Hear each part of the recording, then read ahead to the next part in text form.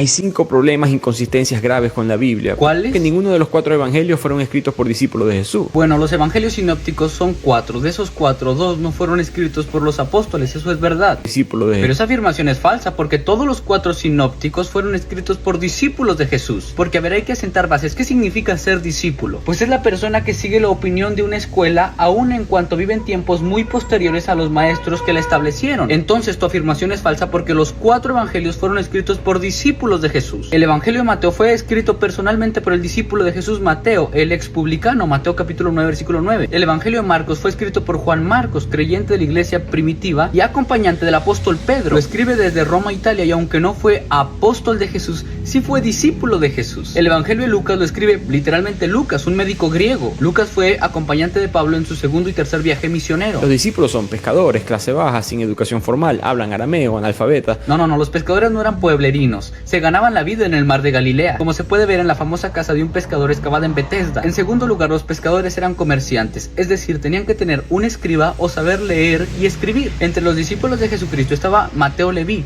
quien era cobrador de impuestos, entre otros cobradores de impuestos que siguieron a Jesús. Ellos sabían leer y escribir. Sugerir que los discípulos de Jesús eran analfabetas y letrados, como diría el experto Nuevo Testamento Ben Wilderton, es una caricatura. Formal, hablan arameo, analfabeta, dicho por el propio Nuevo Testamento. Aunque es verdad, Jesús y sus discípulos hablaban arameo, los evangelios fueron escritos en griego koiné por varias razones. Hoy mencionaré solo una, y es debido a la difusión del griego en el Mediterráneo. En el siglo I, el griego koiné era la lengua franca del Mediterráneo. Era utilizada ampliamente en comercio, cultura y comunicación. Escribir en griego koiné permitía mayor difusión de los textos. El evangelio de Juan no dice, esto fue escrito por Juan. De hecho, sí dice, Juan capítulo 21, versículo 20 al 24, hace una mención honorífica como el discípulo amado. Hizo una mención del mismo también en la cruz, en el sepulcro vacío y otras veces más como en el mar de Tiberia. Ya después, padres de la iglesia como Irineo, que fue discípulo de Policarpo, que a la vez era discípulo del apóstol Juan, testificaron de la autoría del libro, acreditándosele a Juan apóstol. Eso. 2 siglos después fue que el cristianismo le asignó los nombres Marco, Mateo, Lucas, Juan. Hay mucha arrogancia cuando se dice que se establecieron en el concilio de Nicea, porque todo se terminó de escribir en el año 70 de los evangelios, y el concilio de Nicea se llevó a cabo recién en el año 312, es decir, 3 siglos después. Y en los primeros 7 concilios ecuménicos donde se debatía no el canon, sino temas como las confesiones y la administración de iglesia, pues eran muy alejados del tema. Pasaron aproximadamente 7 siglos, o sea, el primer concilio de Nicea hasta el segundo concilio de Nicea, que es en el año 787. Ahí estamos hablando del concilio de Éfeso, el concilio de Calcedonia, el concilio de Constantinopla, el concilio segundo de Nicea, el concilio 2 y 3 de Constantinopla. Todos estos concilios tienen lugar 700 años después de la vida de los apóstoles. Ahora, solo como dato, nosotros no tenemos ningún documento original sobre